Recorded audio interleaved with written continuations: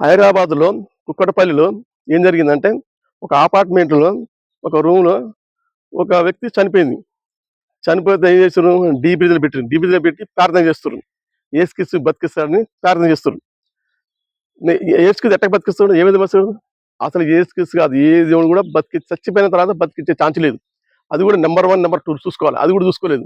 చూసుకోకుండా యేసుక్రీస్తు ఎట్లా బతికిస్తాడు? ఏంది బతికిస్తుంది? అట్లా బతికించే ఛాన్సే లేదు. అయితే ఇప్పుడు ఇండియాలో 1,00,000 మంది చస్తుర్రు. మరి ఈ విధంగా వాళ్ళనుకుంటే ఎట్లా పరిస్థితి? ఇలా పిచ్చి అం పరాకాష్ఠకు పోయింది. అందుకని ఇట్లా జరుగుతుందన్నమాట. అదే ఇదంతా కరెక్ట్ కాదు. పక్కన వాసన వస్తుంది. వాసన వచ్చినప్పుడు తీసేయాలా? తీసేయలే. వాళ్ళకే రివర్స్ చేస్తారన్నమాట. పోలీసులు తీసుకొచ్చారు అయిపోయింది.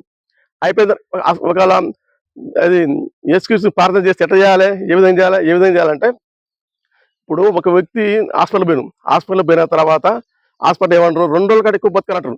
నువ్వు ఏమైనా చేస్తే బతికున్నప్పుడు చేయాలి. సచ్చినాక నువ్వేం చేయలేవు. బతికున్నప్పుడే చేయాలి. ఎందుకు బతికున్నప్పుడు చేయాలంటే, మన లోపట రసాయనాలు ఉత్పత్తి అవుతాయి ప్రార్థన చేస్తే. అట్లా బతకడు. ఈ విషయం ఈ పాస్టర్లు కూడా తెలవదు.